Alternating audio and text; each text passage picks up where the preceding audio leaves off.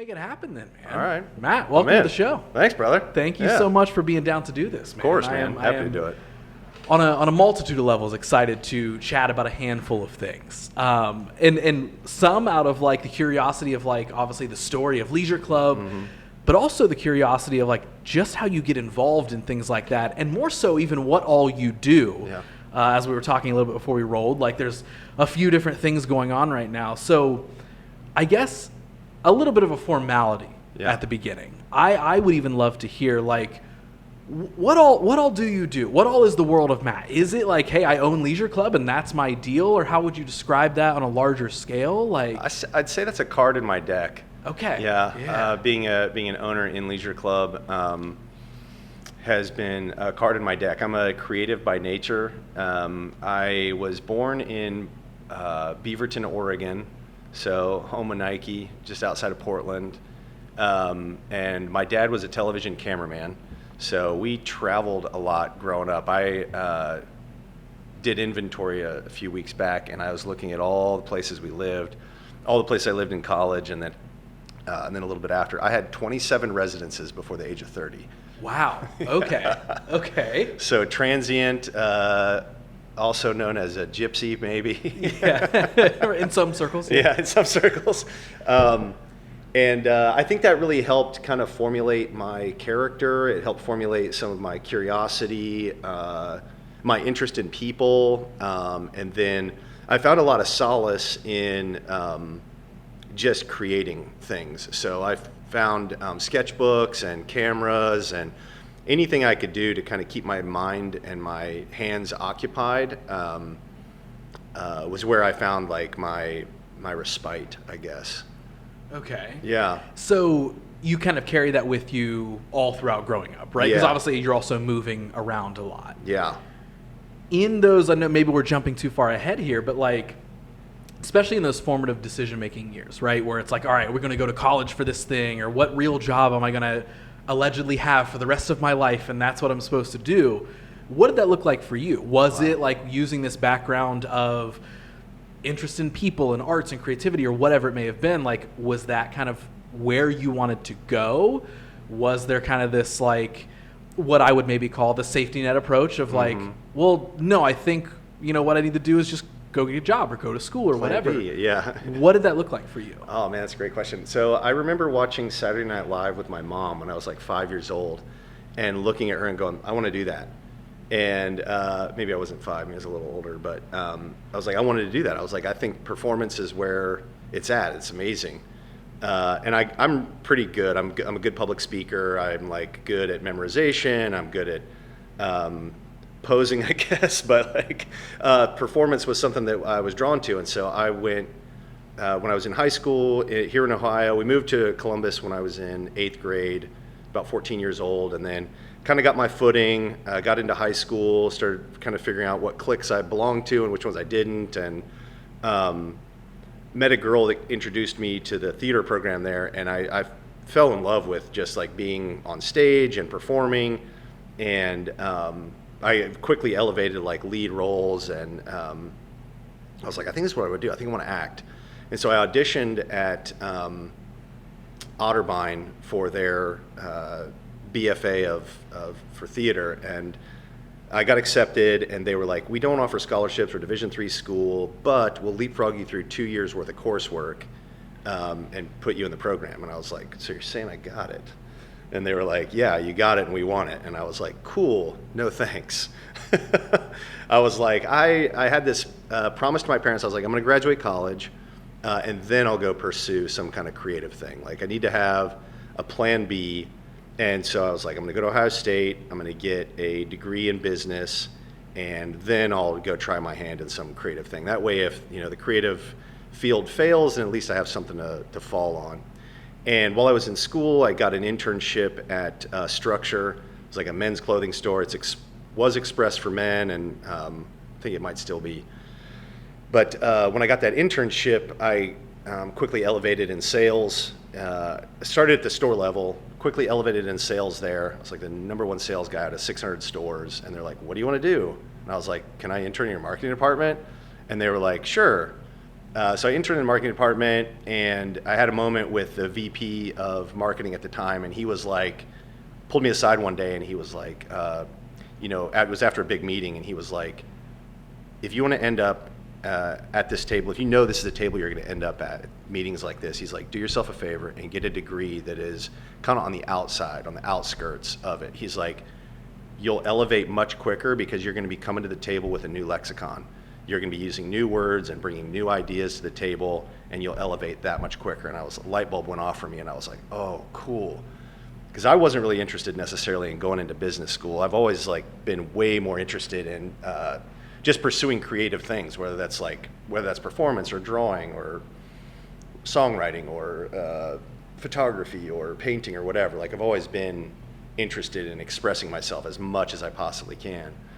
And so I was aimed at Fisher, pivoted, and went to the fine arts school. My dad, being a television cameraman, he'd given me his 35 millimeter camera for my 21st birthday, and I was like, we communicate in pictures now. I'm gonna get my degree in photography.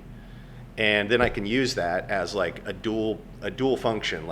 I can learn how to operate behind the camera and then perform in front of the camera.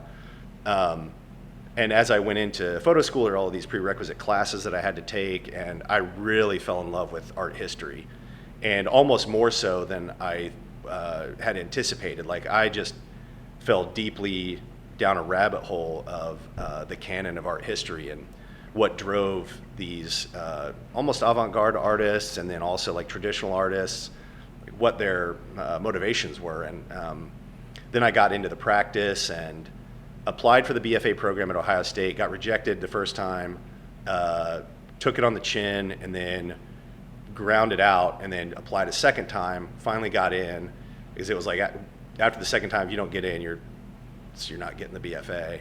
And I saw that as a label worth chasing.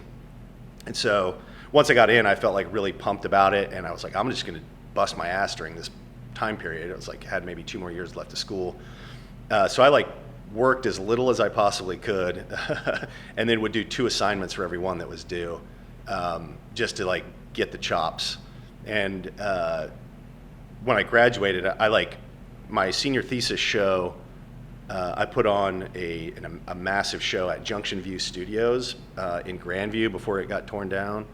It was 10,000 square feet. I filled up the whole building, all the nooks and crannies of the rooms, with assemblage pieces, installations, and then a little spot for photography, and then a bunch of just random almost ready-made type sculptures, and sent out press releases to the New York Times and to the Columbus Dispatch, and I got some write-ups locally, and I got a little bit of feedback, and it was a good show. It was really awesome. And then when I graduated, I was like, all right, art world, where are you? Yeah, I'm ready now. I'm ready, so you can drop it on my lap whenever you're ready. And Yep. It didn't come running that quickly, so I picked up doing what I always was doing during the summers, and that was caddying. I caddied at Muirfield. From the time we moved here until, just a little bit after college, so almost 12, 13 years, I caddied there just during the summers, and made a lot of great friends, and had these really connected relationships with, some local dignitaries and successful entrepreneurs. And there's one guy in particular that I was working for, and I was kind of ho-humming around, I don't know what I'm going to do. I guess I got to go to a job and clock in somewhere. And he would always bring out a lot of political figures in town, and I would always eavesdrop kind of on their conversations, and their conversations would boil down to Columbus really doesn't have an identity, and how do we change that? And I chimed in one day, and I was like, hey, I hear your conversation, and I would love to help out. And he's like, well, put your thoughts down in the form of a business plan, and let's talk about it. And I was like, cool. He's like, what are you going to do? I was like, I think I got to get a job. He's like, you don't need to get a job. You can work for yourself. And it was a light bulb moment for me where I was like, oh, entrepreneurship is an option. And for me, being a natural creative, entrepreneurship was really attractive to me. And solving problems at the civic level was something that I was interested in. I was like, oh yeah, if they're questioning the appearance of an identity here in Columbus, how do you create an identity? Like, what is that? There was this book that came out at the time, roughly a little bit after I graduated, called The Rise of the Creative Class by Richard Florida. Really good book. I think it hit a lot of civic circles, and so messaging would come out from their Experience Columbus equivalent, and it was like, hey, creatives, we have everything you need here. Like, you guys need to stay here. They understood the value that creatives brought to, I think, urban areas where, blighted areas kind of get moved into, motion action starts to happen, interest starts to focus on it, and the developers come in and kind of take over. Yes. Maybe where we're sitting. Potentially. So that was it was an interest to me, because I was like, well, that messaging isn't necessarily true. Like, yes, I'm sure you probably have resources for creatives, but what kind of creatives? And it's like, you think of like New York, and that's Broadway, that's fine artists, that's probably some level of music, but not to the same level that LA is for like music or for acting or producing, or the way that Chicago is for jazz or dance or improv. And I was like, what I think we need to do is understand the types of creatives that we have here. Like, what are the strengths that we really have? Instead of just saying, yeah, creatives, we have everything you need here, stay here.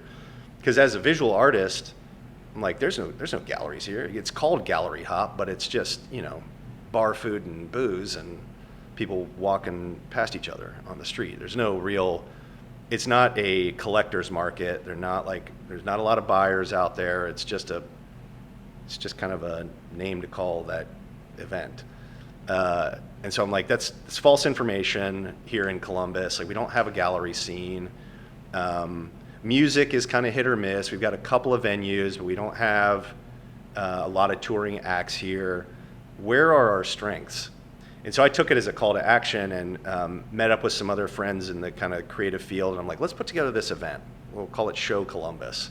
And we'll bring all of the creative talent that we know together, give them a platform to display their creativity. And we used Gay Street. We didn't block it off, but we used the businesses in there. And at Duamici, I think we put some chamber musicians in the corners. So it'd be like a flute player and a cello player. And then we used another venue there and had a DJ. And then another venue was hosting a poetry slam. And then another venue, I think had some like art in it. And then we used the vault.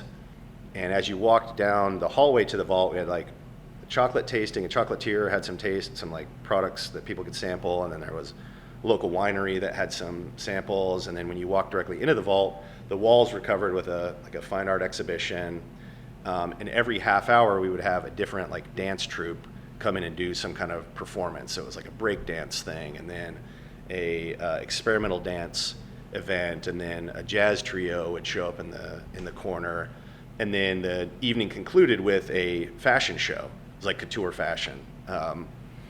And we did well the first year. We had like 700, 800 people come through, ticketed event. And then second year, about the same thing. And then I learned the first rule of business pretty hard, and that's never use your own money.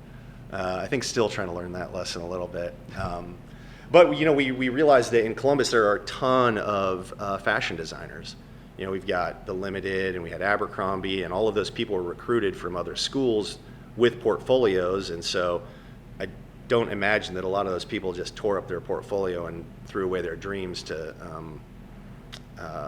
pursue the almighty dollar on behalf of those corporations. So we uncovered some like really beautiful creative talent during those two events, and I feel like it was a worthy mission, but it was a big bite to chew on for me at the time, and so we didn't really get a chance to continue pursuing it. But I think it sparked something here in Columbus for people to really engage in the creative communities and try to ignite it more so than it was before that. So And when was all that? 2005 and 2006. Okay. So okay. a long time ago. So 20 years ago. So in all of that, like there's so many questions that were kind of popping up while you were explaining things. But one of the top ones is thinking about the identity of Columbus now as it sits 20 years later, 2025. How do you view it now? Do you feel like it's, because I feel like I see think pieces on this a lot. And when I talk to a lot of people involved in a lot of communities or industries, they're kind of like, it's like kind of sort of there, but not really. When you think of the identity of Columbus now, do you think it's found one? Do you think it's working on one? Where do you see I it? still think it struggles with the beer guzzling sports fan and shopping mall shopper. Like I feel like it still fights that identity. The creative class here has definitely blossomed, but like a petri dish, prior to Show Columbus in 2005, when I was in college, there weren't very many opportunities for creatives, or that I was privy to, being in my early 20s. Maybe I just didn't know what I didn't know then. But it felt like a petri dish that they'd put the little pieces of bacteria in and then put the lid on it.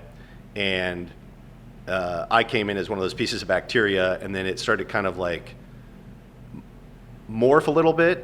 And then since then, I think the bacteria or the creative class is like formulated in there, but I don't think it is shaped.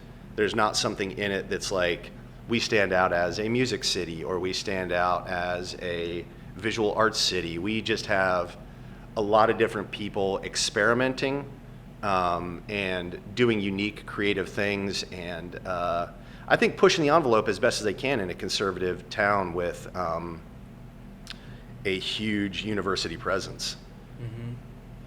And because I feel like I have, like I said, that conversation a lot, especially these days, where, obviously whether it's something like this for a podcast or getting coffee with somebody, I feel like I keep chatting with people about, whether it is comedians in the comedy scene and people being like, there's like a lot of good comedy here, but I wouldn't say Columbus isn't a comedy city. Same thing, people in the music industry. Yeah. People are like, yeah, there's a lot of cool venues and cool bands, and obviously the big bands come through the big venues and all this sort of stuff, but like, it's not really a music city. And then again, talking to people within arts communities where it's like, we're all sort of like trying to build these things, but and I'm sure there's a ton of different factors, right? But even kind of you and I were talking before we were rolling of like, with the idea of like how freaking expensive it is to find a studio somewhere, let alone a venue space, which, I know we'll get to with actually opening up a physical place and everything. But like,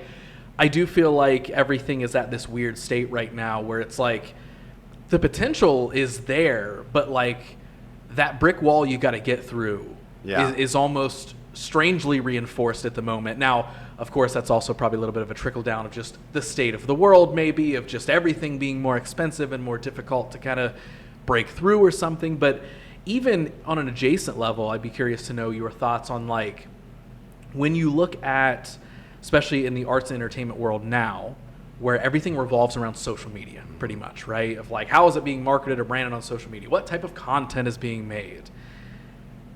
In your opinion, do you feel like that helps elevate a lot of things, or is it the classic like, well, this kind of oversaturates everything because the good part is everyone can be seen by everyone, but the bad part is everyone can be seen by everyone all at the same time? Like, so having that adjacent thought when you think of maybe even how to showcase your art or how to build a business in modern day, do you feel like it's easier? Do you feel like it's harder? Do you feel like it's just somewhere in the middle and it's not awesome or worse? Like, yeah, I don't know. I feel like Columbus right now is more in a sophomoric stage.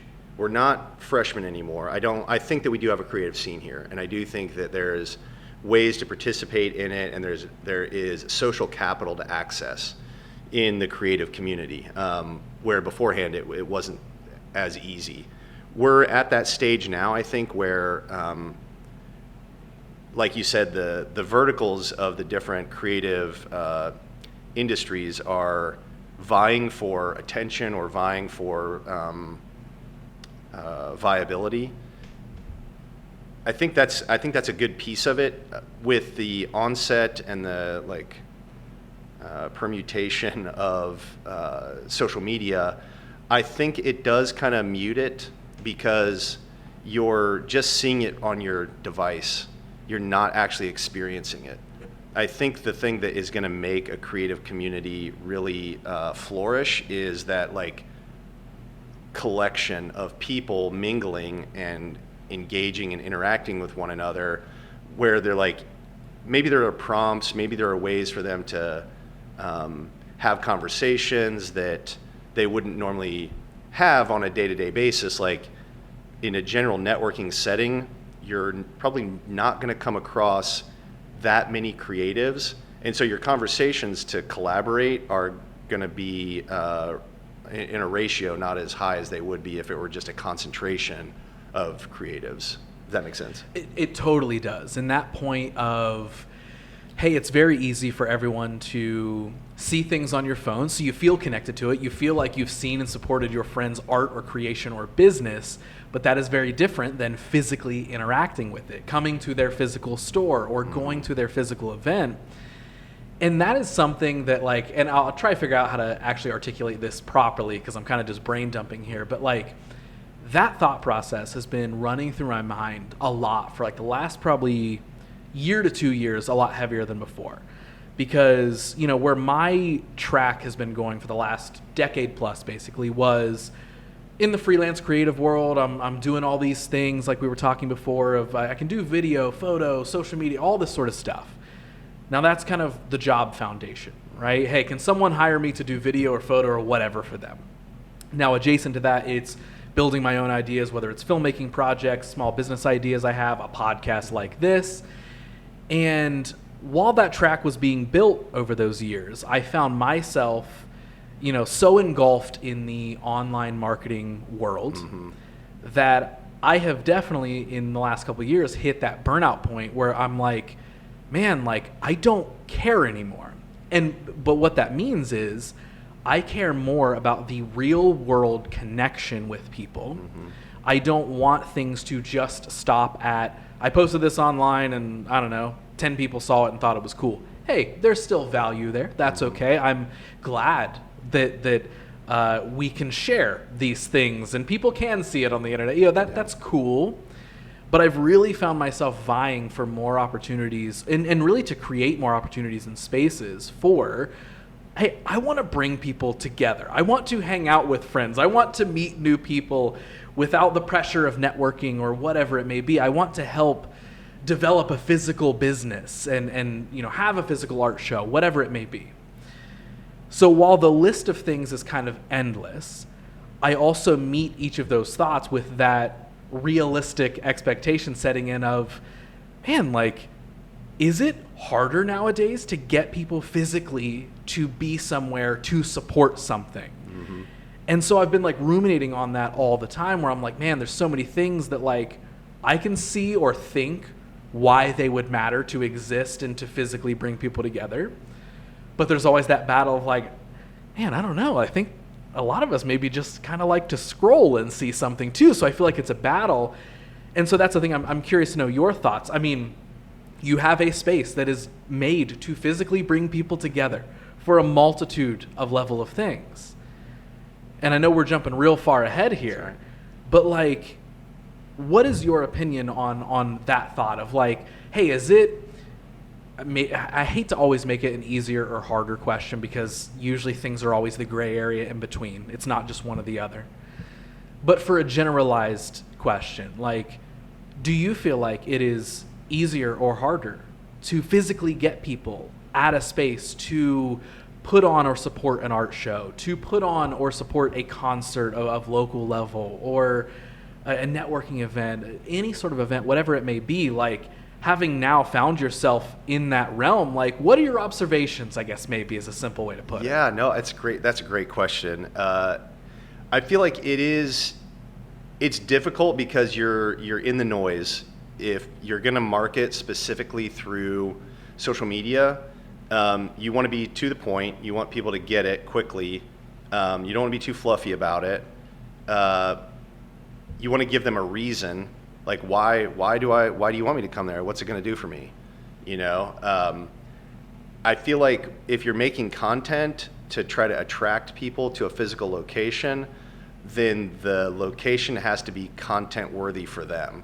because when they get there, they're going to be like snapping selfies or collecting images that they're going to share. So you want it to be a kind of a twofold thing. Like, one, this is for you and your person, but this is also for you and your network. So I think with Leisure Club specifically, the design element of it was intentional that way. Like, having come from a photography background, I designed those spaces to be very photogenic. Like, every detail in there is thought about from a two-dimensional angle so that all the pixels line up. If my face is here, the background is going to have pieces in it that will like support or complement the composition in this two-dimensional image that I'm now going to share out to the world. Getting the people in there, again, it just has to deal with, I think, making sure that the intent is pure. I find that if you're bringing people together over commerce, they're sometimes capable of participating. The likelihood of them continually participating dwindles. If you're doing it off of like products, consumables, experiences, people are going to come in with like their own agenda almost. And you have to kind of placate to that agenda, whatever that might be for them. And I feel like people don't like to be sold to. And so if you just give them a platform, like, here's a place that you can come hang out, commerce is going to be a part of it, one way or another, whether that's a ticket, a t-shirt, or a coffee. Commerce is going to be a part of it. But with my intent at Leisure Club, it's like not pushing that forward. It's like that's a byproduct of what we're here to do, and that's learn about one another, formulate our community, learn about our commonalities more so than our differences, and create this place for people to come together. You know, I think a lot about third place as a hot topic right now, or like a heavily used buzzword. But I've thought about it for a long time. I mean, in college I took this philosophy of art class, and there was this article that we had to read that was basically breaking down your life, and it's in three parts. You've got your production, labor, and leisure. Production is maintaining yourself, your immediate radial environment, nurturing and caring for your family, and then you've got your labor, which is using your unique skills to contribute back to humanity. I mean, as human beings, we're all here to support one another. I mean, that's the price you pay to be a human, is you have to do something and contribute back. And then there's leisure, and that's your opportunity to kind of celebrate in the abundance of life. Each one of those buckets comes with its own dress code, its own social network, its own place, and its own lexicon. The one that you have the most autonomy over is your leisure, but that's the one that gets condensed the most in favor of the other two. And so my thought was, when I'm spending time in a third place, I want that third place to be meaningful. I don't want it to be transactionally focused. I don't want it to be one-dimensional. I want it to be relaxed and just kind of chilled out. Most of the places that I was choosing to hang out in, third place options, like breweries and coffee shops, and occasionally the golf course or things like that, I didn't find this like sense of community, and I noticed my energy levels were on like alert. I was a little bit anxious in those environments, and I'm like, why? Like, what's the deal? And kind of taking inventory of the visceral nature of the design of the space. I'm like, there's screens everywhere. There's a crazy playlist that I didn't. It's like maybe not my taste. Hard seating, volatile individuals, and then waiting on other people waiting on you. And I'm like, this isn't a relaxing setting. Like, I'm not very leisurely right now. I'm very anxious and alert, and I want my energy levels to like not be asleep, but I don't want to be cranked up. I want to be in this middle section. And I was like, where is that? And it wasn't anywhere. And so I was with a friend one night at a brewery, and I'm like taking inventory of all this stuff. We're being very critical back and forth. I'm like, dude, let's just pool our happy hour budget and get a spot over at 400. Yeah. Okay. And so we got a little studio over here and put in a couch, a TV, a mini fridge, and then we'd invite friends over. And then we'd get into these deep conversations. You know, they were, sometimes they'd get political, sometimes they'd get personal, and it was really a place where you left feeling enriched in a way.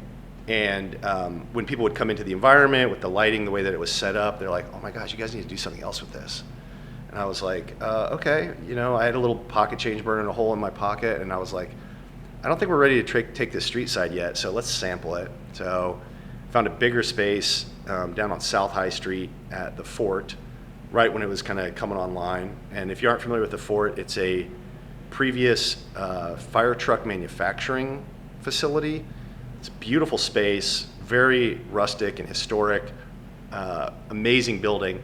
We got a little room on the second floor, decked it out as like this little event space, started inviting people over there, and within the first month we were in the black. I mean, we were renting it out for corporate brainstorming sessions. We did sold out ticketed music shows. We did going away parties, birthday parties, product launches, and things were going gangbusters. It was awesome. And we're like, all right, I think we have something.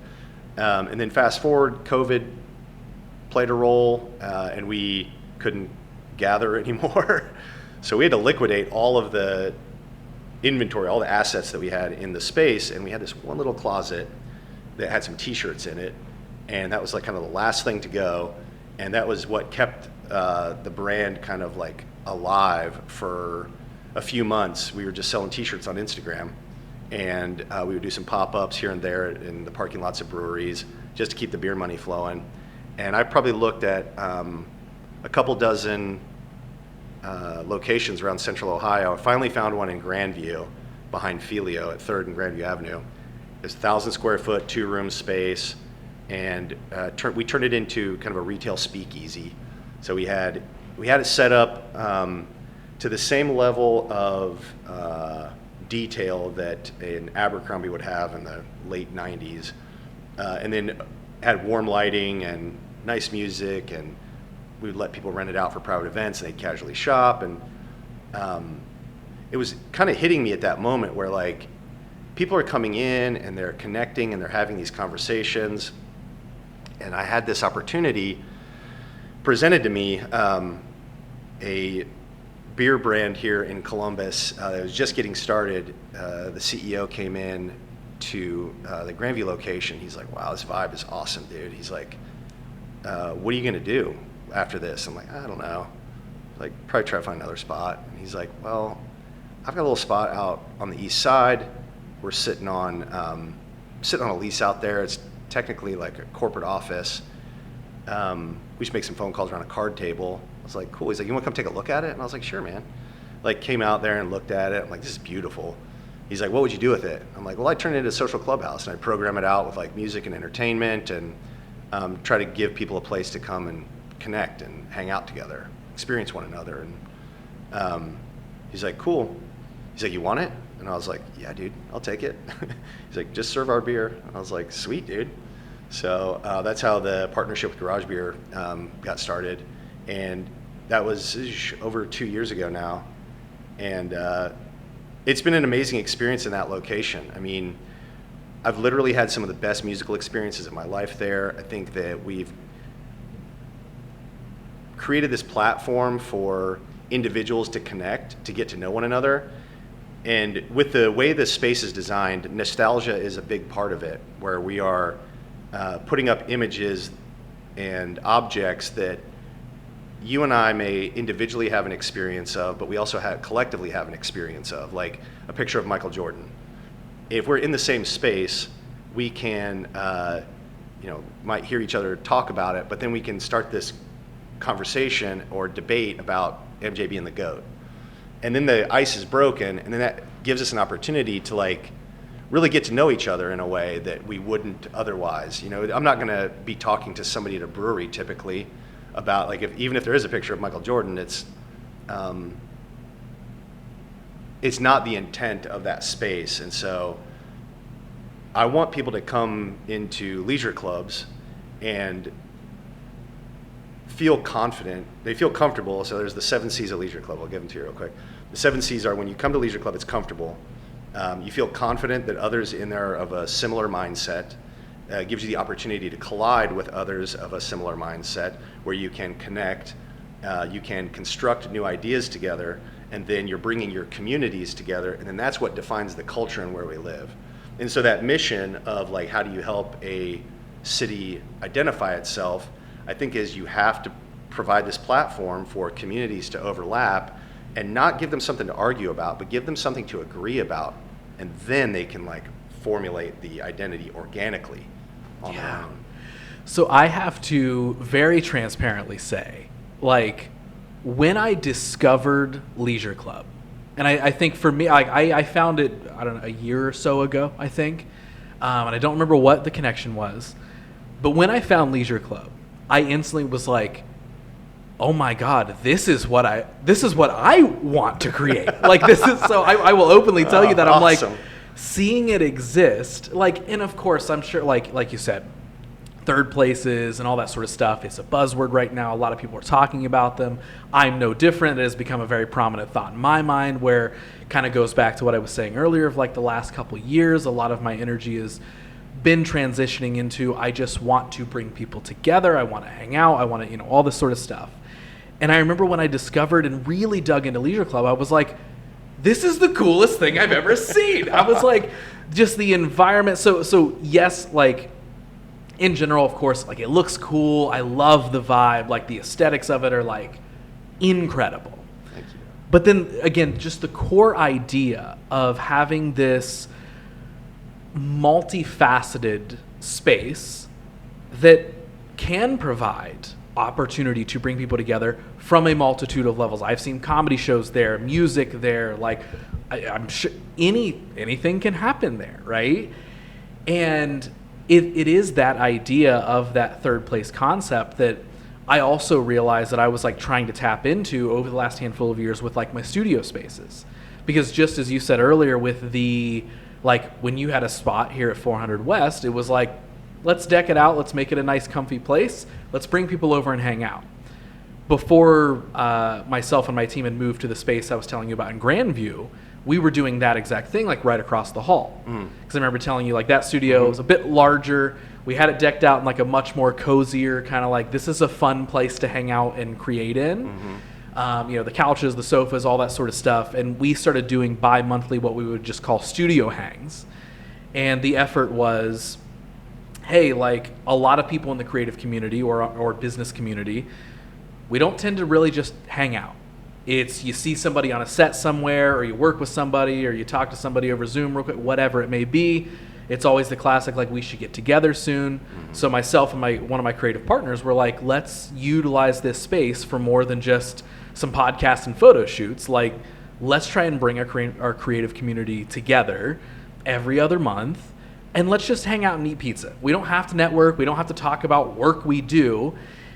And it was such a cool thing, because being able to have a space like that, we ended up growing these, like, mini events essentially from, like, there was, like, I don't know, like 10, 12, maybe 15 people there, to then, like, we grew them to where there was, like, 30 people coming to these things. And then when we went over to the space in Grandview, which I know you were familiar with, that was, like, clicked it into a next gear where I was like, oh wait, okay, this is really an opportunity to serve here. Like, yeah. I'm happy that I have a place to do my podcast and some video shoots and photo shoots, but now I'm able to start breaking into those things. Like, in the space in Grandview, was able to help a few friends, like, perform an art show there and do some art shows and have a bunch of people come through.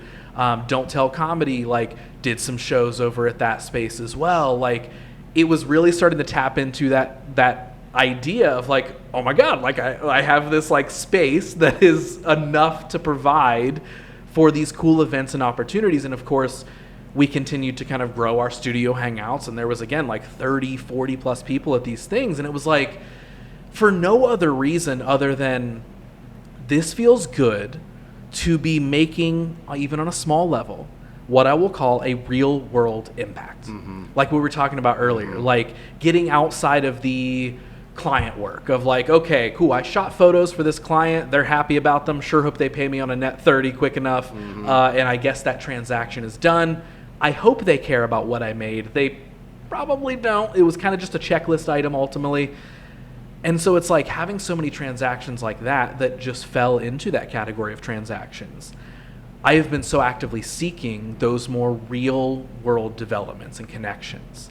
And so I say all of that mainly to say, while I was doing that, I was kind of unaware of the idea of a third place until I found Leisure Club. And then I was like, oh, this is what I've been trying to cultivate here. Yeah, I'm like, totally. And so what that did was, yes, I thought it was cool, but more so it cultivated this like almost enjoyable confidence of, oh, this stuff matters. Mm-hmm. Like it matters to create spaces to bring people together that aren't simply based off of transactions, kind of like you were saying earlier.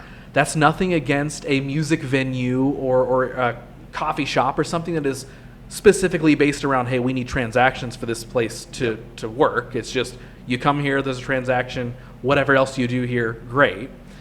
But like it kind of instilled this like I said, this boost of confidence of just creating a place to pursue some sort of joy or obviously leisure matters, mm-hmm. right? And I know that was a bit of a ramble, but like I'm just kind of trying to connect the dots here of like, one, like I think spaces like this matter immensely. Mm-hmm. And I'm hoping that since third places and third spaces and all that sort of stuff are becoming a little bit more buzzwordy, I'm hoping that means that maybe there's an uprise of these places being created. And now my kind of segue question out of that is, when you look at that on a larger scale, like, do you think there is kind of this like rising tide of third places right now? And then I guess the minute detail of that is it a balance of it's kind of become a business trend where people are just trying to they're taking a thing that shouldn't be built off of transaction, and it is a slippery slope of getting turned into transactional? Mm-hmm.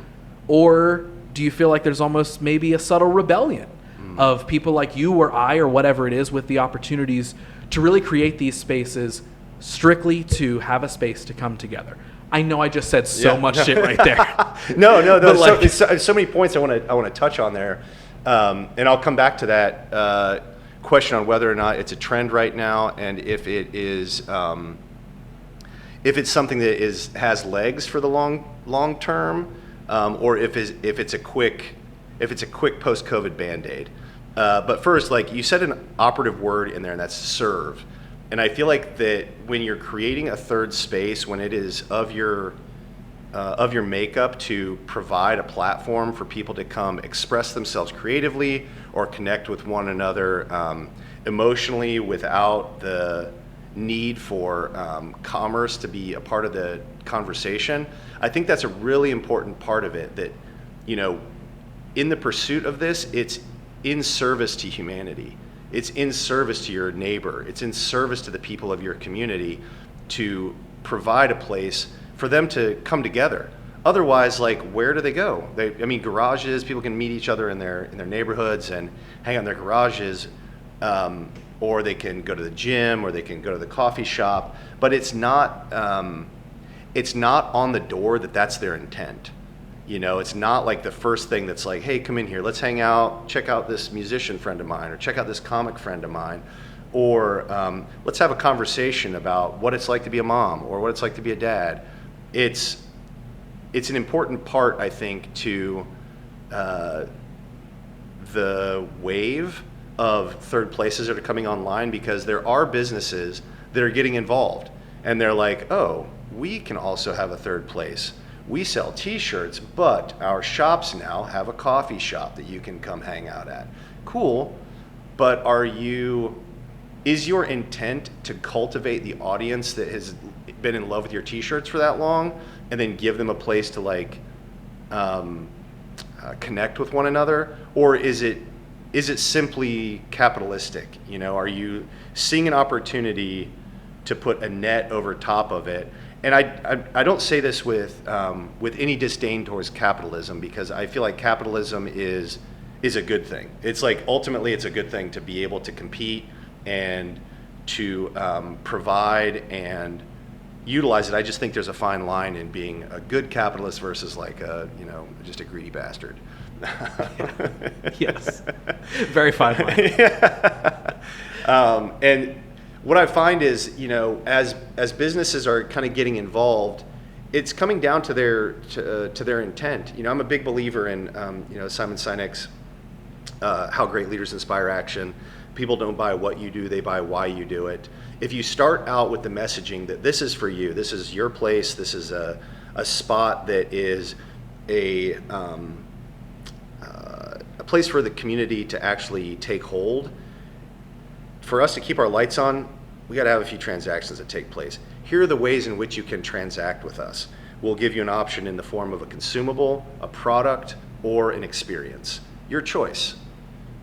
The price point really is up to you, and how you want to participate in that. Sometimes it's free, and then people will have a monumental moment. They'll have an experience, and they'll want to memorialize that in some way. So they'll like look for a way to purchase a product, and then they'll put that product on, and then the next time they're wearing it, they'll think about that moment, and that'll connect them to themselves, to their community, to that space. And that's always been my intent, has been to like provide this place for people, and then have some things for them that they can memorialize their experience through, and then when they wear it or talk about it, they can explain it. I mean, I still believe that marketing is 9/10 word of mouth. And sales is you shop logically and you buy emotionally. And so if you can connect with people emotionally, there's probably an opportunity that they're going to open up their pocketbooks in some capacity. That helps, it helps me. Like, I feel like there's a hard line of being strictly altruistic and being in service to humanity without providing for yourself. And then there's also like overly providing for yourself, like being a greedy bastard. Like, I feel like there's a fine line in there, and you can die either way. So the balance has to hold for as long as you possibly can. And so, yeah, I think that, as businesses are kind of getting into the game right now, you just have to decipher their intent. Mm-hmm. Is it pure, or are they too trendy? I don't know. Yeah. Going back to when this idea first clicks for you, I love also, I'll say, the natural growth of like, and I love that you guys have shared that, as a part of your story of like, oh yeah, this like, we started as a essentially an art studio in 400. We took it and converted it into a hangout space, and that grew from this space to that to now, what Leisure Club stands as today.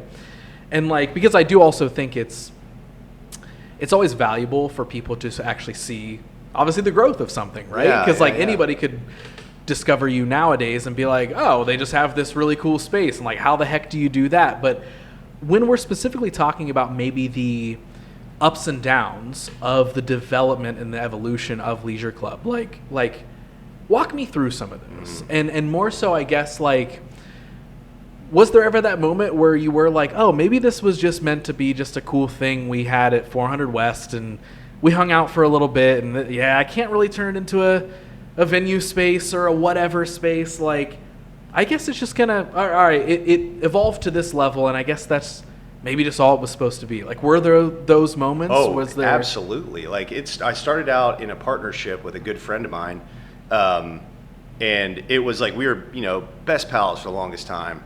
And it was all predicated on this level of authenticity and bringing people together and just really having a good time. I mean, it was really just hanging out and kicking it. And we, trying to make it a business and also make it a fun thing is a hard line to ride. And so we definitely had a number of ups and downs in that period of like, oh no, are we going to make rent? Or, oh, what are we going to do with all this money? And then there came a point, this was 4 years ago, roughly 4 years ago, and the partnership split. Like it was not a, it wasn't cool. Yeah. We just kind of, our friendship had maybe run its course. We'd outgrown one another, and my buddy was like, yeah, I just don't see any future for it, so I'm out. And I was like, all right, well, I don't see it the same way. I have a different vision for it, and so I'm going to step into it a little harder. And I used maybe some of that spite to fuel it, to like keep it in line with what I wanted. And you know, I think if you commit to something and you stay on it and stay in it, even through the ups and downs, because it's not been peaches and cream even since then. I mean, it's been a slog of, you know, how are we going to make rent, or you know, how are we going to get people to come to this show, and then also how am I going to pay myself to keep this going, because I have my own personal overhead to continue. So definitely had that internal conversation and even external conversation of maybe it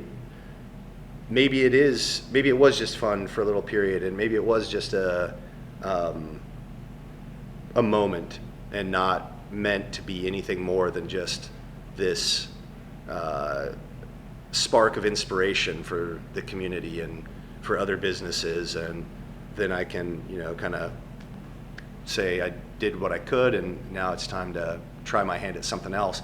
I don't know. I've had that conversation with myself quite a bit, and lately, I mean, I'm in a phase right now where there are 2 locations.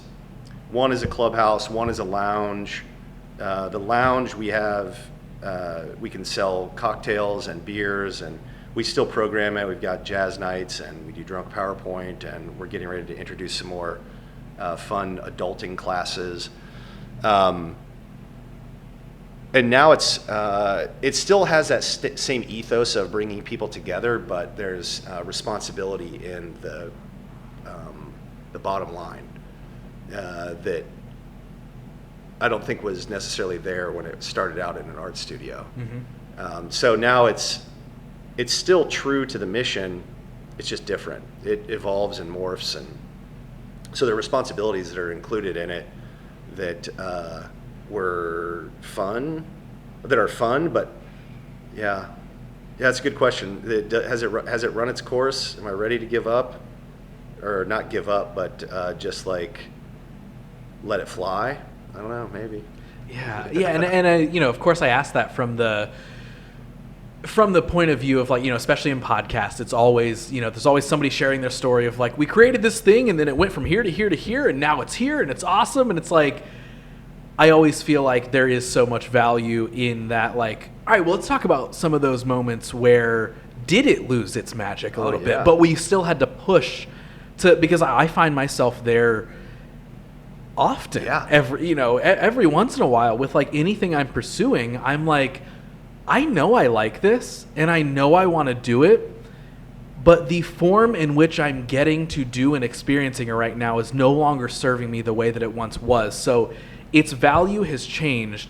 Now I have to relearn my entire new process of what do I want my experience with this to be? What experience do I want to give others that are in this with me? And how do I evolve it all? Like, that constant change and evolution is always something that I think maybe a lot of us tend to overlook, right? Everybody talks about like, oh, we always got to change, we always got to evolve. But like the nitty gritty of like that evolution process is always so interesting to me, of like, okay, we got, you know, whatever, this business, this thing, our career from point A to point B to C to D. Let's really talk about each of those chapters, because there's no way they all work fluidly, right? No, seriously. And something I'm curious of too is like, you mentioned we've been talking about that kind of ever-looming balance of what I'll just call fun and business, mm-hmm. right?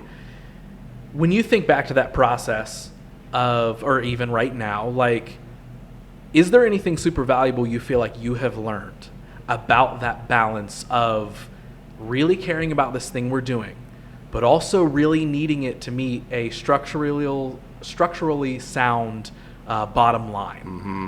Like, is there anything valuable that sticks out to you of maybe a lesson learned or anything where During you're that like, period? of just any of that entire period of Leisure Club of like, all right, here's how I've best learned to balance that fun and business realm of all of this. Maybe still trying to learn that. Yeah. Obviously, when you're building a business, there are assignments that you have to accomplish. It can't just be like, I feel like it today. I don't feel like it today. Like, whether you feel like it or you don't, it has to be done. And it can't be something that's like casual. You have to put some level of formality on it. You can factor in being casual with it in the formality, but it can't be, there's a balance between it being casually formal and formally casual. You know what I'm saying? Like, formally casual would mean that we've got to create content, we have to put together a full calendar, but the stuff that we're putting in there we can create kind of on a lighter cadence. Versus casually formal is like, well, tomorrow we'll do it, or like maybe next week. Like, that's not okay. We know it has to be done, but I'm not going to stick to a deadline on it.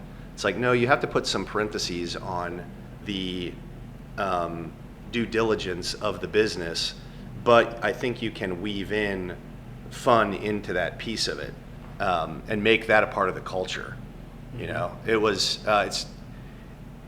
a big balance, because when it was my friend and I, we were like drinking buddies, and it was like we'd go out, we'd have a good time, then we'd come back and like monitor the shop and hang out, and then it got to a point where like, are we just having fun, or are we trying to make some money?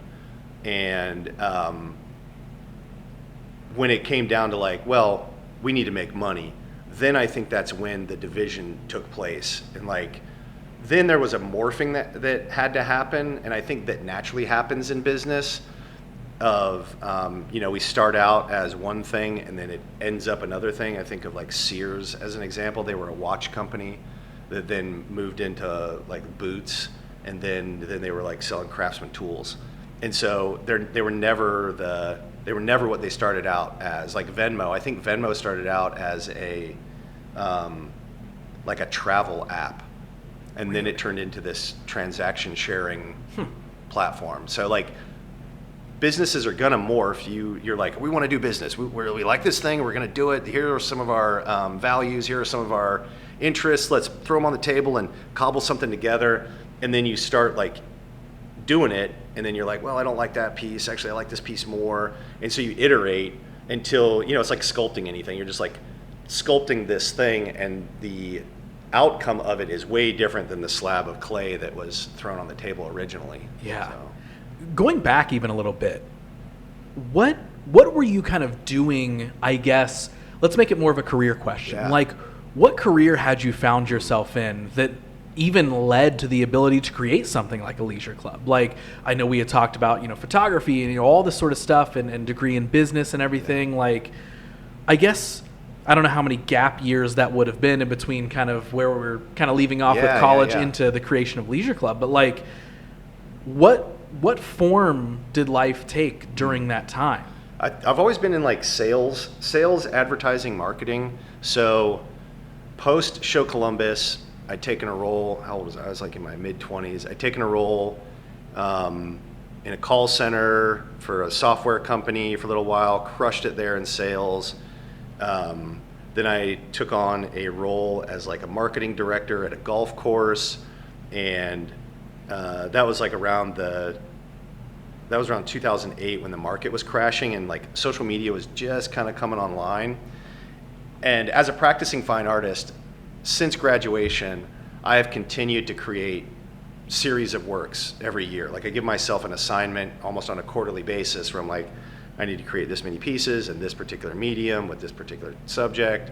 And so I continue to maintain that practice.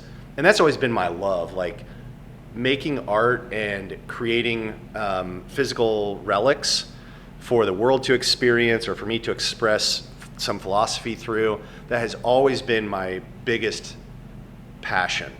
The thing that I would die on and that I would die for is like art making. I've lost jobs to it. I have lost relationships to it. I have put a lot of time and energy into art making, and I always thought that I needed to do something more for the world before I could do something for myself. It always felt to me like art, while it's the thing that I love the most and it's nourishing, it's selfish, because it's not, for me, it's not really providing an additional value to my fellow man. Like maybe it is intellectually or emotionally when they view it. It's not up to me to tell them how to feel. But I felt like I needed to be physically involved with something and use some of my other God-given talents to provide for humanity in some capacity. And so working in sales and marketing, being a good performer, doing all those kinds of things, I was like, that's what I'll do. That'll be my day job, and then I'll just retreat in the evenings and do my little projects. And so after I left the golf course as the marketing director there and social media was coming online, I was working in collage. So post photography, I got really into assemblage, like found object sculptures and ready-made type art pieces that were large, and started making some portraits out of like street garbage and just trying to be as expressive as I could. But as an artist and with a studio, that started to fill up so much of my space. And then I was like, all right, well, I need to scrap stuff and resort to something smaller. So collage became this part of my art making journey that I did not anticipate. And for the length of time that it was a part of my art making journey, I did not, I was never, like, I could never have predicted. And I was making these 4-inch by 4-inch collages and trying to do as many of them as I could. I was like, I'm going to try to make 1,000 of them or something like that. And it's like, I can use these as a way to entice buyers, so I can leave them out places and maybe people will find them, and I'll leave my email address on them at the time, and they can email me, and then I can send them back a certificate of ownership, and then now I've got someone on my email list, and I can send them when I'm going to have shows. And that was cool. And then when social media came out with the ability to share pictures, I was like, oh, there's something else here. What if I link up with a brand, add value to the item, and then I can go hide it in the environment? So I would link up with brands. I called Betty's, Liz Lesner was one of my first outreaches. I remember being so scared to call her. But I called her and I was like, hey, can you like hook me up with some coupons to your restaurant, like, $5 or $10 off? And she's like, yeah, totally. So I was like, I'll give you a little sheet. You can measure the return on them, and you can see, what the ROI is based on the investment. We can learn this thing together. And she's like, cool, let's do it. So they were awarded a value, and it went for the duration of the campaign. The value ranged anywhere from like $5 to like $1,000. And I would hide them in the environment near a street corner or a civic monument, take a picture of it, giving away visual clues to its location, and then post it out on social media. People would see it in their feeds, and then they would jump up and race each other to grab it. And so it was like real-time geocaching, and people loved it. I have some like really beautiful, heartwarming testimonials about the times that families spent together chasing down the tiles. And I have some people that will send me pictures of their collections of them in their living rooms. Cool. And yeah, it was awesome, man. We had so much fun doing it. And I met this really gregarious, boisterous personality, this young man I was giving a talk at Ohio State, and he was there in school at the time, and we just hit it off, kindred spirits. And we were having some lunch and going on about country music, and we're like, we should work together. And I was like, I do this thing, Tweet and Go Seek, and he's like, that he'd helped me with a couple of times, and he was like, let's get together and create this like ad agency. We'll do like experiential out-of-home stuff. We'll use this campaign as one card in our deck, and then we'll start coming up with some unique ways to do things in the physical environment that lead themselves to social capture. So you can leverage the networks of the audience to send the message out. So we got together and we started a advertising agency started working with some really awesome Fortune 500 companies, a lot of great local companies, and doing some unique, really creative, artfully led executions. And we had a blast. I mean, we won some gold Addies and did a lot of fun work together. And in 2015 or so we started that in 2012. Then in 2015, I handed over the keys and was like, I'm going to go try my hand at something different, completely out of my wheelhouse. Something I was interested in, though. Like I love solving problems creatively, and I'd seen this design competition. I was scrolling Twitter one day. I'll rewind that a little bit. When I met this young man, I was working at Jenny's as the sales director, and I was also kind of responsible for their Twitter. And I remember scrolling for content to reshare, and there was this design competition that came through. And the challenge that was posed to designers was, how do you solve food insecurity in urban settings in the 21st century? And the winning design was a 55-story skyscraper that was a farm. And it was, on a subscription basis, could feed 35,000 people. And I was like, oh my gosh, that's brilliant. It's like, but I can't just walk into a bank and be like, I need a loan to build a skyscraper farm. So I took inventory of the current state of urban agriculture, and it's a lot of like polyculture, disjointed urban lots that people will move on to. And they produce enough food to have a couple of meals a season, and that's about it. I was like, how do you do this? How do you solve it from here? How do you get from here, reverse engineer it from there to here? What's the next step? I was like, I think you can go into urban lots and you can put down shipping containers and grow food annually in shipping containers. And that'll create jobs. It creates access to fresh food, and it gives people with a lack of access to transportation a way to get those things close by. And in hindsight, it was kind of it's a white savior solution where you're coming into urban neighborhoods and like, I know what you need, and like they're like, no, we just need coats, or we need jobs. We don't need your solution. And also the solution was just as expensive as just like pre-building something or building something real. Yeah. And I gave myself a 6-month runway and kind of got to the end of that runway and had to tuck my tail and learned a lesson of like, maybe stay in your lane. Fair. Yeah. And so I moved back into consulting, working with other brands and businesses and helping them kind of craft their stories and work on some business development initiatives. And shortly after, Leisure Club kind of came online, and that became my focus. Primarily was how to spend more time doing stuff with and for Leisure Club. Mm-hmm. And then in 22, I was working with some clients, and I had a conversation with my wife, and I was like, she's like, you're not happy. Anytime you're working with somebody else, you're not happy. She's like, why don't you take the leap, do your own thing, and we'll see, give it some time and see if it works out. And that was the time I went to my buddy, and I was like, going all in. And he's like, cool, I quit. Good time. I was like, oh, cool, dude. So it's been, since then, all for the last 4 years almost, well, 3 now, it's been all Leisure Club for me. Yeah. There are several things in there that I want to kind of dig into. And one of them is the idea of a day job, mm-hmm. right? Obviously a term that you throw it around all the time. Any artists, creatives of all types are always, it's like, oh, I might have this day job. Mm-hmm. In a lot of what you've explained, I feel like you and I are similar in a lot of ways when it comes to that arts and creative side, mm-hmm. of that being kind of the driving force of a lot of what we want to do.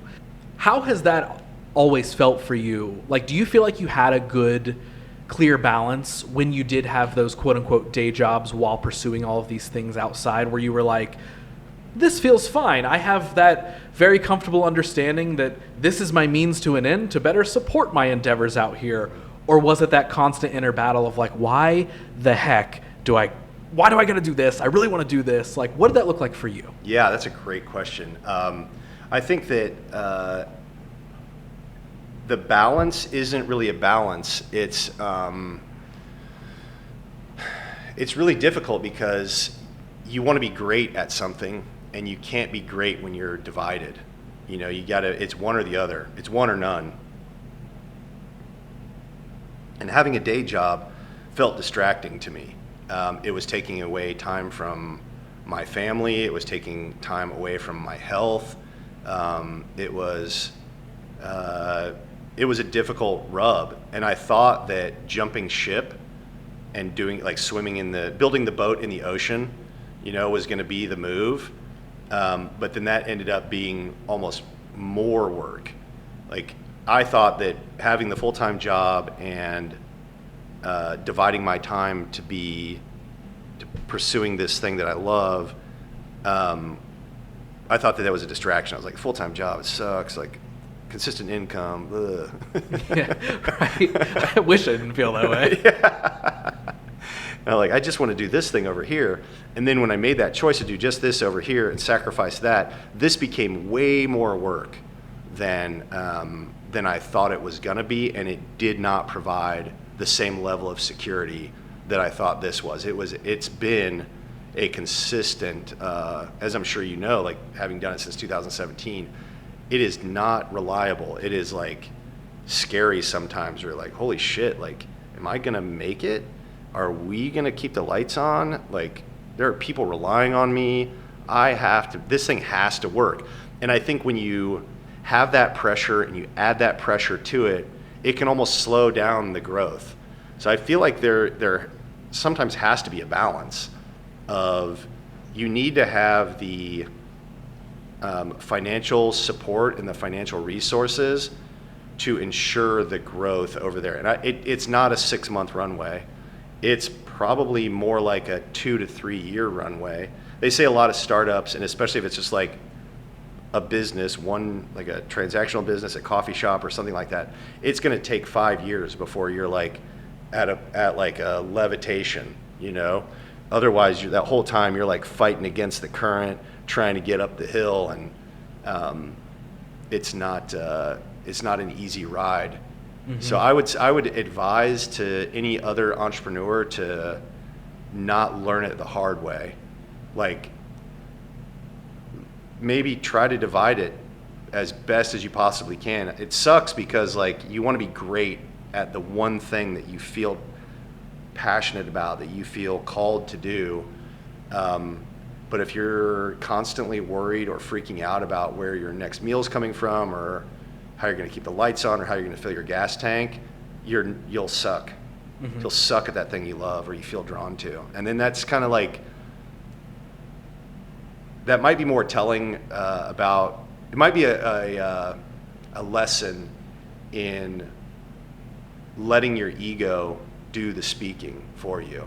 Maybe that's something I could personally offer up to people, is something I've learned, and very recently, being stubborn, priding myself on how I'm perceived. Like, yes, entrepreneur, out there spearheading things, creative, but I'm not super smart at business.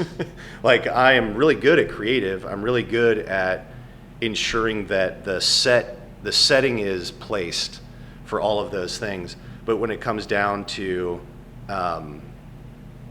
all of the operational pieces or the back end parts of it, like, I'm not passionate about those things. I don't really care about them. I would much rather just be the one thing as opposed to all the hats. All the hats sucks. And they distract you from being good at the one thing that you're really good at. Maybe you're really good at the numbers. Maybe you're really good at keeping the books, and you know that you have to sell really good coffee, but you'd much rather sit in and try to figure out how to make your coffee profitable. That's going to distract you from being a really passionate brewer, or a passionate roaster, or a quality roaster. And so I feel like if there's a nugget of value in there, it's like, before you do anything, really understand yourself, really understand your strengths, and be vulnerably and like critically honest with yourself about what you're not good at, and then weigh the options of like, can I make this leap? Is this leap viable for me? And be critically honest with yourself on the amount of time that you think it's going to take to get there, and then multiply that by at least 5. Yeah. Well, it's interesting because realistically, I feel like I've probably had this conversation in some form on this podcast for probably around the last 2 years.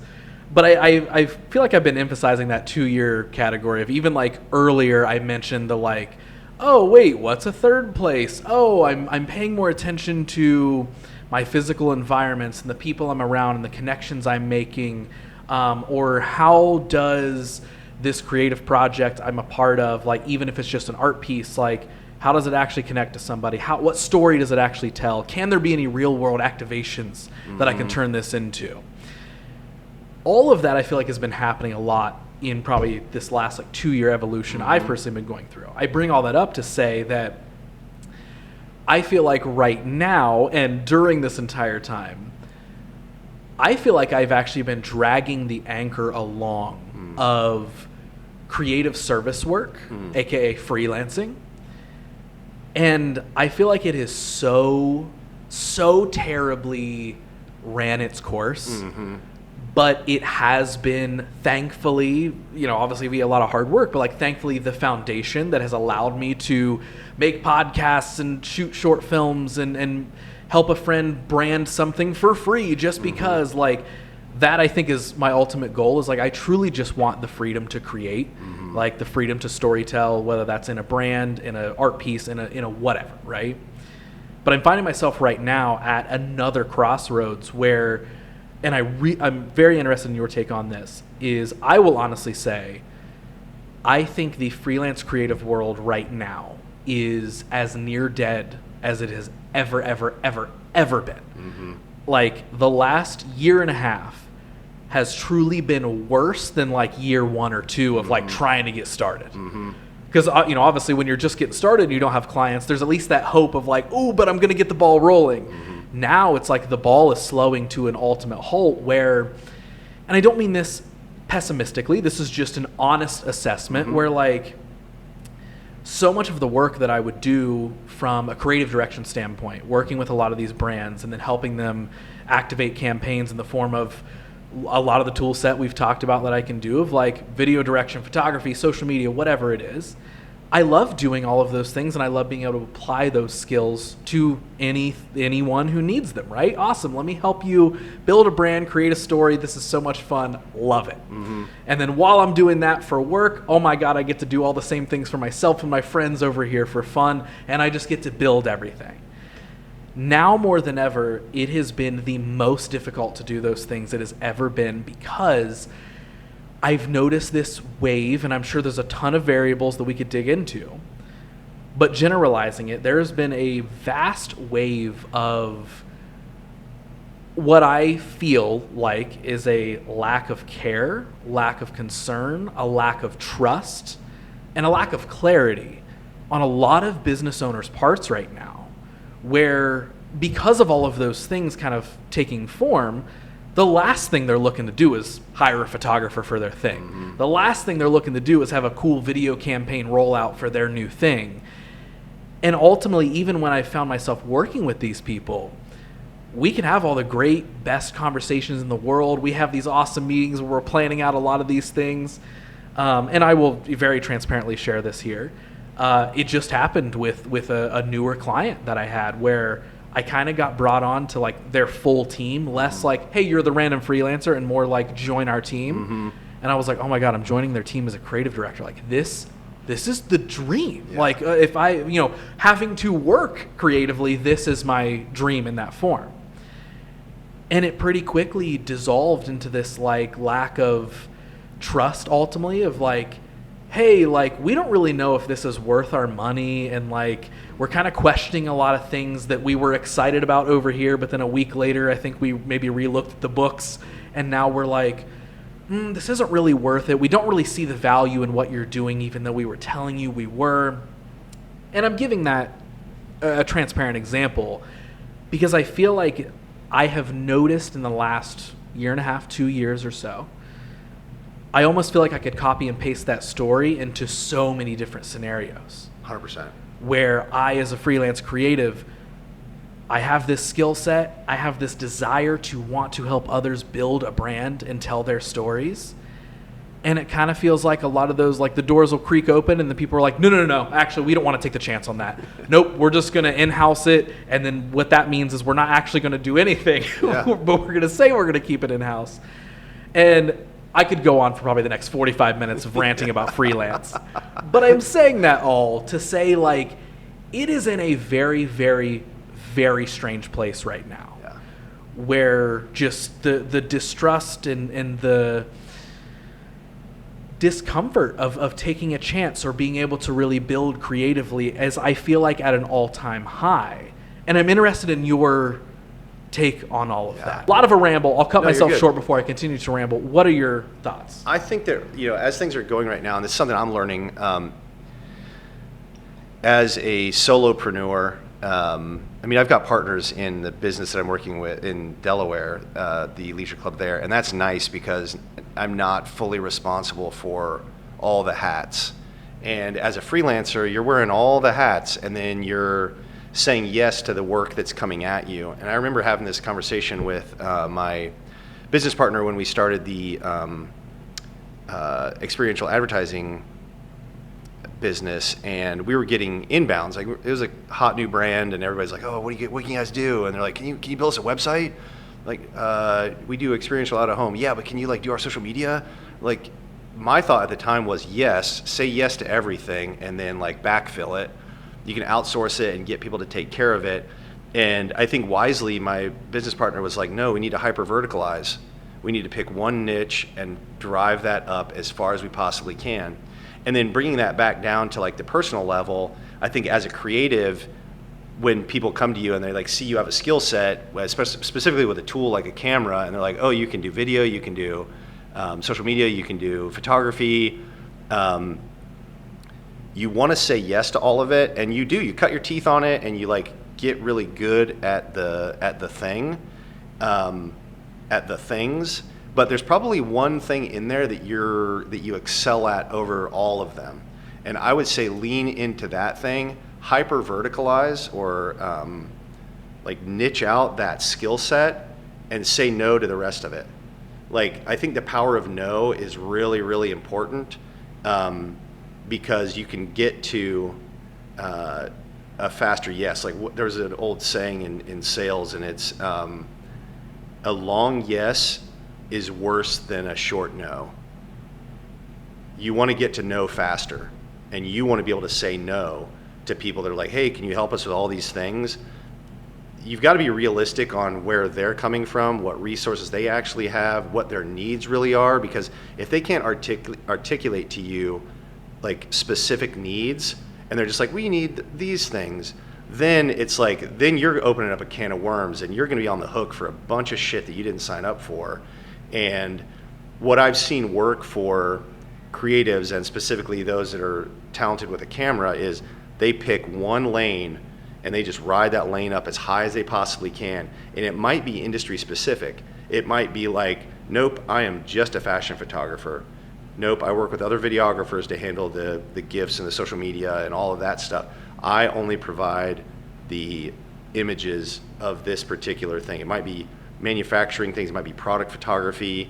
But I feel like as the world is kind of shifting, and I'm seeing this in my own work, having to wear all the hats, the thing that I love doing the most is outlaying the environments, getting the visceral nature of those spaces to sing. And I don't want to have to deal with paying taxes. I don't want to have to deal with the administrative stuff. I just want to do the thing. And that's the one thing that I'm most talented at, the one thing I'm most passionate about. And so that's probably, for me as a creative, that's the way that I'll lean. If Leisure Club was just a hot moment, or a fun moment to add some spark and inspiration to the milieu of our culture here in town, then I will probably pick the lane of environmental design and try to ride that thing up as high as I can, because that's that's the skill set that I have cultivated and amassed, that I can clearly state objectively that that's my thing, that's my gift. And I would encourage that to others, yourself included, to like maybe select out the one thing that you're really good at, that you really love, and then go shop that, versus like being the agency of one. That's just like, it sucks. It sucks. I've said yes to so many things and had this pressure of their expectations of performance, of all of it being excellent. And then I'm like, I'm really good at this little part of it, actually. And right. And that was that scenario, is like, you get this opportunity where it's like, oh my God, okay, I would love to help you create these things. And then you really realize they're asking you to do 6 to 10 people's jobs. And they don't necessarily know what, they're just like, oh, you have a camera and you can do this and you can do that and you call yourself a creative director, but we want you for the strategy and the planning, but we also want you to execute on it. We also want you to shoot it. We also want you to edit it. Then if you could run our social, and then it's like, and then you're doing all those things. They're like, why can't you do that? What's so hard about it? Yeah, and then it's like, hey, these aren't up to our expectations. And it's like, well, wait a second. Like, 1, I'm trying. 2, I know I'm good at this stuff. And 3, you have to re-identify that you're having me do 10 people's jobs. And that's a weird thing about the state of freelance right now, is like, I think a lot of people are hiring that, like you said, that agency of one to fill 10 positions. Totally where it's impossible. Like, someone's like, hey, like, we want to hire you as a creative director. And then their list of job duties is shooter, editor, social media manager, ad runner, SEO, website, blogger. It's like, whoa. Like, even the person and people who can do all those things, or maybe even enjoys most of them, it's like, I don't, it's such a weird state right now of like, they want the one person who can do all of the things. But that's unrealistic. And it's, It's completely unrealistic. I mean, when you're looking at what it takes, just from, let's use social media as an example. If you're a business and you want to have consistent quality content, there has to be a strategy that goes behind that. And then there has to be execution. And that execution looks like the season. What are you going to put on your calendar? How many times a day are you going to post? What are those things going to be? When are they going to be distributed? And then you start the content creation process. The content creation process doesn't happen overnight. That's not something you can just be like, all right, we're going to go collect a bunch of content, and then you're going to like edit it, craft it, sand down the edges, and then plug it into those places that they have on the calendar, hit go, let it distribute, and then maintain conversations that seem organic with people online, like your community manager, and then run analytics on any of it, and then iterate on the performance of it. Like, each one of those things is a job on its own. If you look at like a major corporation, let's call it, I love using Abercrombie as an example. Look at Abercrombie. Abercrombie hires the photographer to do the content. They hire the social media calendar producer to produce the calendar. They hire a person or more than one person, to be the community manager to communicate with customers online, just on this social media platform. When you are let's say a group of dentist office, and they're like, we need an agency, and we need one guy to take care of all of those things. And then they're like, why aren't we getting results? And you're like, because your expectations are like out the window. You do not understand. And it's hard to educate them on it, because they're like, well, my cousin's teenage daughter can do it. And you're like, no, they can't. Right. Yeah. And that, I think, kind of like summing it up, is like that weird state of freelance feeling now like an anchor rather than a support system ultimately is because, again, just obviously using myself as an example, is like, I can identify that I've like acquired all of these skills and this knowledge and understanding of wanting to do more, but where the industry is, I feel like, almost collapsing in on itself and devolving rather than continuing to grow. It's now like, I've got all these skills, and like, what can I put to use to really help somebody grow? I feel like there's a lot more people who are like, I just need you to kind of do a thing. I'm not worried. You're looking at this way too clear almost. You're caring too much. It's kind of the vibe, It's totally. like, hey, you care too much. I don't need you to help me build my business. I just want results, though. I don't know what those results are. I just know I want you to be creative for my thing. I don't really know what that looks like. But can you just get it done for as quick as possible, as high as quality as possible, and as cheap as humanly possible? Let's do those things and go, right? Yeah, I think the simplification piece is the biggest part of it for me. The biggest piece of advice I can extend is like, so that you're not fighting the same battle over and over, pare it down, like simplify it down to the one thing that you can do in excellence for them. And if they want it, awesome. Try to get to a fast yes or a fast no, and then keep going down the line. Like having conversations with people where you're like almost trying to esoterically fish out what it is that they need. You're like, oh, you need social media. Oh, you need photography. And you're like, no, if you need photography, that's what you're coming to me for. Like, that's what I can do for you. And I can do that in excellence. And that's what I'll provide to you. And here's the cost. Do you want it or not? Yep. And then that your sit ratio. So this is another term that I learned in sales, is like, especially if you're a freelance creative or someone who's out there like selling themselves, you want to have a high sit ratio, and you want that sit ratio to be no more than 3 sits. I mean, if it goes to 5, it better be a nice paycheck. But you uncover the need, negotiate the terms, sign the contract. It's like in your first sit, get to know one another, really hear the pain. Like, listen for what it is that they're saying they need. If they're like, I need photography, or I need social media, I really need someone who can handle our social media. Like, well, you need to ask the right questions of like, do you have a content calendar? If they say no, you can almost start to anticipate your ability to say no to them. To be like, oh, okay, you don't have a content calendar. Do you have a content strategy? Oh, no, we need that too. And do you have someone who handles your community management? Well, my cousin's niece has been doing it for us. Then, red flags are flying up, and you can prevent the next sit from wasting your time.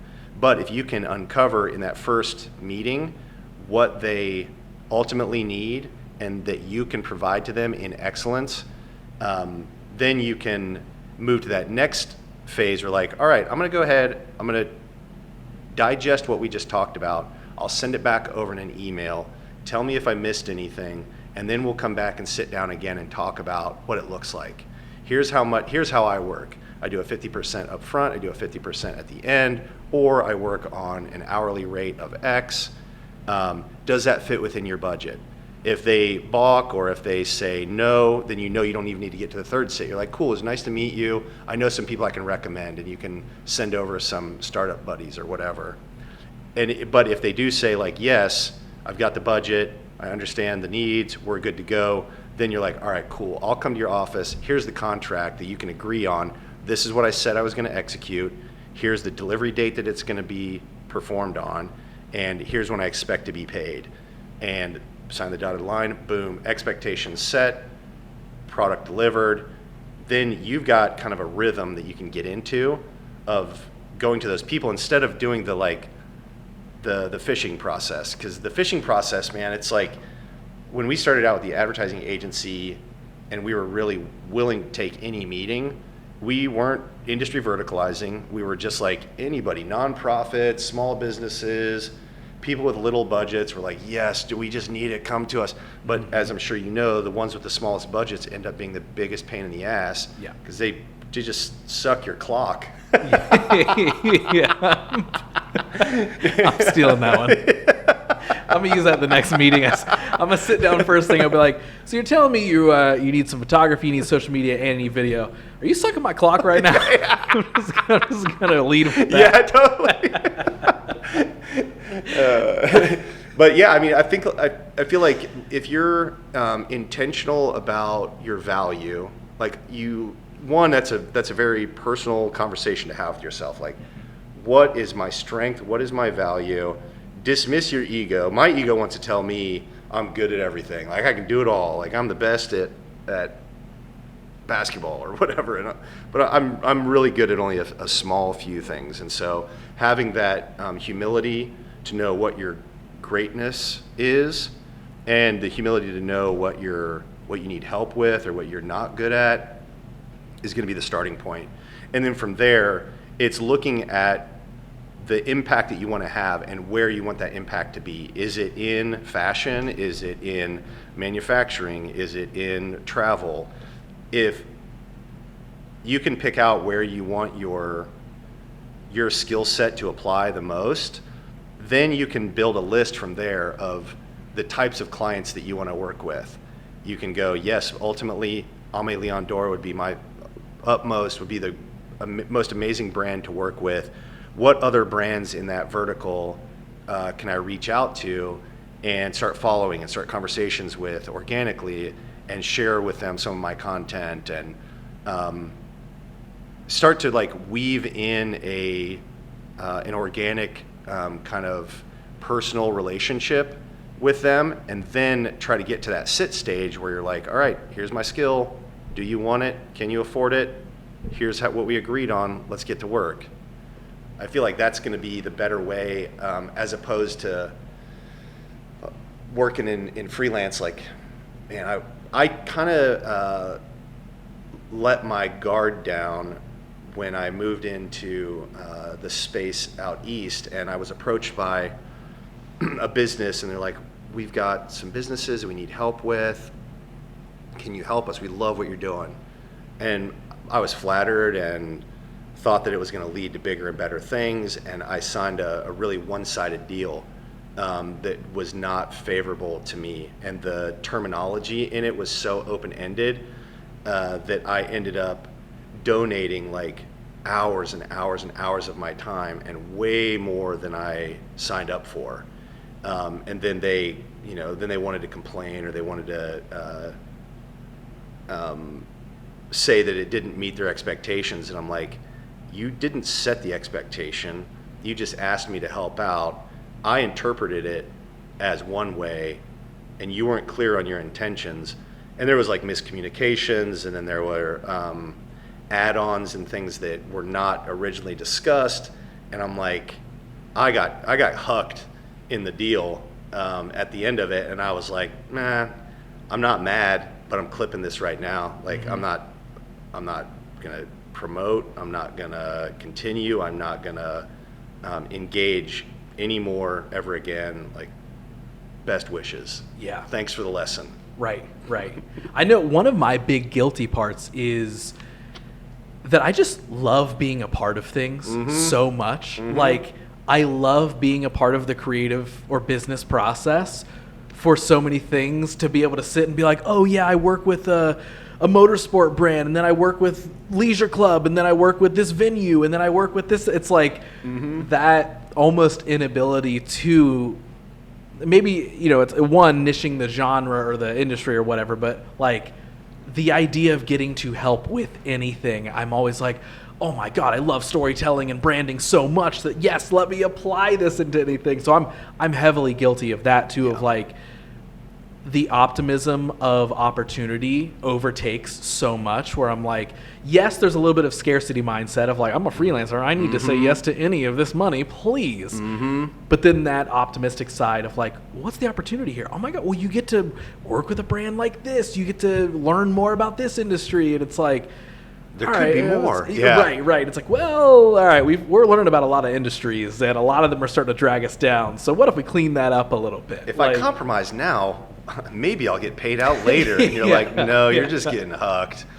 It was weird for me at that time, because like it's a weird space to hold a fuck you and a thank you in the same breath. Yeah. Because you're like, I felt like there were not clear expectations, but I'm grateful for the experience. Right. And grateful for the lesson, because now I know that the next time that comes up, I'm not going to treat it the same way, or I'm not going to respond in the same way. I'm grateful this paid my bills for a couple months, but also fuck you for ruining it. Why? Why couldn't this have continued? I was ready to grow. Like, yep. We talked a lot about freelance right there. When it comes more to the entrepreneur side, if you're sitting with somebody, and I'm sure you get asked the questions nowadays, like when someone comes to you for any sort of advice when it comes to starting a business, right? Whether this is a physical place or maybe just launching a brand in general, what's some of your go-to there? Proper preparation prevents piss poor performance. Measure 3 times, cut once. Yeah. That's it. You gotta have like your ducks in a row. If you don't, and you're just like willy-nilly, and I can say this having gone through a number of different businesses. So there was Show Columbus. I got it. There was 2. We did it for 2 years. I had 2 different sets of partners in it. A very young, a lot of ego in it, and a lot of disorganization, but it was organized enough to pull it off, but a lot of stuff behind the scenes that like I wasn't prepared for. And so I guess I ride that line of like, one, you just have to go for it. You got to go fuck up. You got to skin your knees and make a bunch of mistakes to know what to know. Otherwise, you can sit there and dot your I's and cross your T's as much as you want, but unless you actually go do the thing, you're not going to actually get a lesson. But I do feel like there needs to be a fine line of planning and preparation, and then also just do it. Yeah, the fucking up part sucks, because I've definitely fallen hard on my face. Show Columbus was a huge lesson in never use your own money. Like I put in a shitload of my money and other people's money that we either broke even kind of, or were in the hole with. And that's a hard pill to swallow, because like you get into it thinking that you're going to be able to create something that is sustainable and that you can reinvest back into and maybe invest in yourself with. And when it doesn't, and you have people knocking on your door or holding your arm behind your back like, hey, you owe me some money, it's like that's not a very nice feeling. And then also like trying your hand at something that you're interested in versus knowledgeable about, or even passionate about and not knowledgeable about. You'll, like with the vertical gardens and the shipping containers, I didn't know what I didn't know, and falling flat on my face and having to like stand back up and brush off the dirt, face the people that I had told that this was going to be a big deal and that things were going to materialize and our worries would be over, Yeah. Those things are invaluable lessons that I would love to share and would love to impart on other people, but they won't know that unless they experience that themselves. So it's a divide of planning and just doing it, like the Pareto principle, 80-20, Speaking of that behind the scenes, right, of everything, when you look at Leisure Club, and maybe even use me as an example, right? I find Leisure Club, I'm like, whoa, what an incredible venue. Let's pretend that I'm not the type of person who works in the industry that I work in and understand, how things are built, like, or the people that are like, what a cool venue space that I want to do this thing, whatever it is. It looks so cool. It's so rad. When looking at the behind the scenes of Leisure Club, like, what's something that you really want people to understand about Leisure Club? Like, more than like, this is a cool place. Like, oh yeah, okay, cool. People we see that it's a cool place and all that. But like, what do you really want those people to know of either what it takes to even have a place like Leisure Club that exists, or to actively operate it, or like, does that make sense? Yeah. I think with a place like Leisure Club, what do I want people to know about it? From behind the scenes and from forward facing. Forward facing, like, I want people to know that it's for them, that this is a place for people in communities across the country they can go to and rely on, they can connect with others. My vision for Leisure Club is to create a network of social community centers where people can go and engage with one another on a number of different levels. And the experience that you have at one will also be similar or potentially dissimilar, same quality, but unique unto itself at another one. So I want Leisure Club to stand as a force in the landscape of America. I feel like ultimately Leisure Club is a place for Americans to come together. Early on in our discussions about third places and the available options and all of our philosophical musings, there was this topic that would come up all the time, and it was like, what does it mean to be a good American? What's that mean? Apolitically. Dismiss your ideological alliances, and like, what's that mean to be a good American?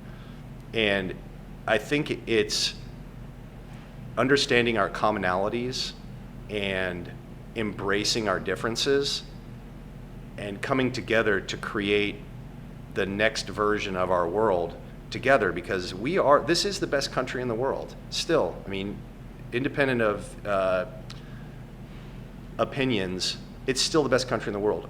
All cultures are represented here, and we have an opportunity to engage with those cultures and learn from those cultures and be influenced by those cultures. I think that's beautiful, and I want to be able to provide a platform where that can take place, where when you walk in, you feel comfortable, you feel confident that the people in there are of a similar mindset. And what I mean by confident in a similar mindset is that they're open, that they treat other human beings equally, that they see them as valuable and not dismiss them based on some identity marker or anything like that. Like, Leisure Club is about bringing people together, unifying them, and giving them a sense of themselves and a sense of their communities that makes them like at ease with one another. I don't need to be afraid of my neighbor. You don't need to be afraid of your neighbor. And if you can meet your neighbor, you can meet some people in your town that may be a little different or maybe unique. I think that face-to-face interaction, you realize that we're face-to-face, we're from the same damn place, and I would love to push that message out there more and create these places where community members can get together and exchange ideas and really develop the cities and communities that they live in. That's what I want for the world to know about my intent for the vision. I think it would be a great American brand. I would love to have hundreds of them across the country. From an internal perspective, what do I want people to know about the behind the scenes stuff is it's a lonely island. I'm doing this for other people, but I am literally on an island. I'm like, have been since 2022. I've not taken a paycheck. I have put in every dollar that I have ever earned back into the business. I have cultivated social capital. I have invested all of my resources into making this a thing. And so if anyone is ever considering doing something similar or even something in their own vein, be prepared to be alone. It's not like, people won't come flocking until you've done it, and even when you have done it, they're going to come like, hey, can you help me? What do you have for me? I've had so many different groups of people come through with they're impassioned about what's happening at Leisure Club and the ways that they can help it evolve and grow it, and not having the resources to be like, yeah, I can pay you a salary, $150,000 a year, and I've got benefits for you and all that kind of stuff. Yeah, come on in. Or here's also an arm of the equity. You can have that. I don't know you. I have not known of the work that you're doing. Here's just a break off of the brand for you.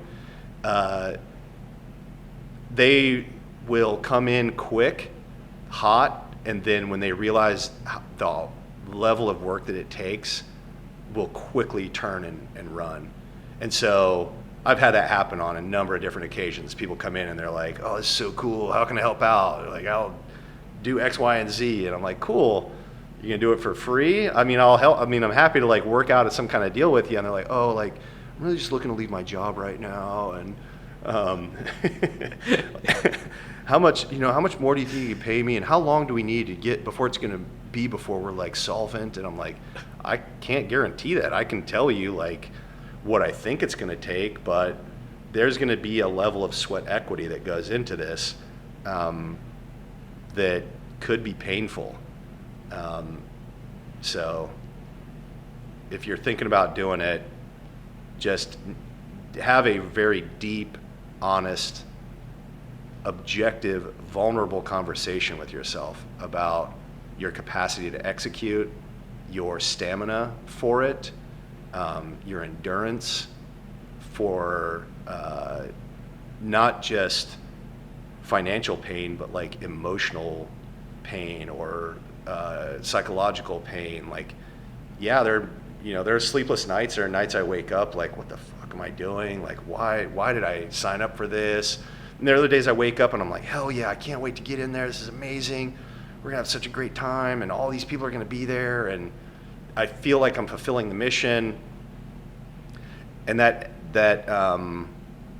teetering of the highs and lows, that's something that you've got to be prepared for. And that's something that even in my other entrepreneurial endeavors, they didn't prepare me for what I've experienced in this one. Mm-hmm. So, if I were to ask you to articulate your why, what would that be?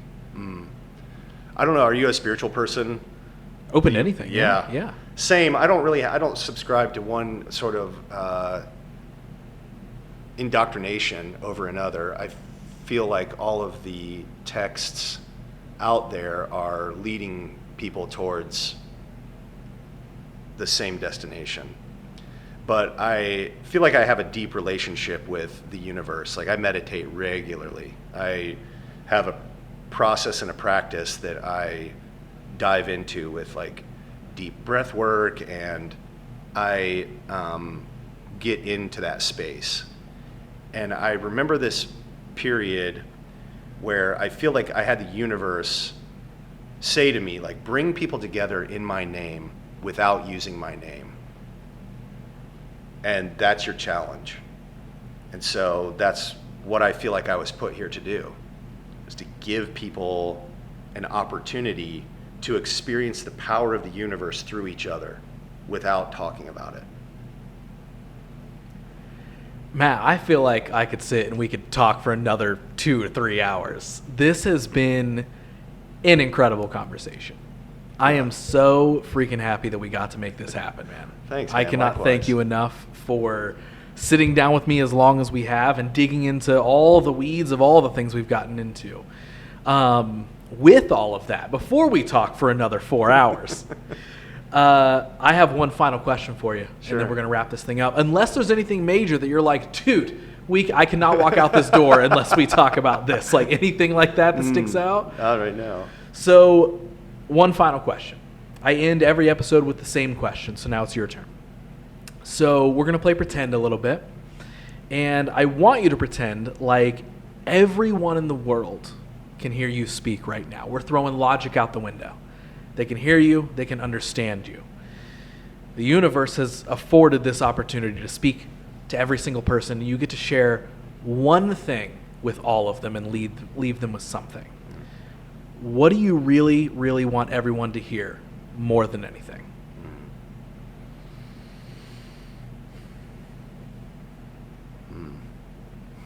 So much.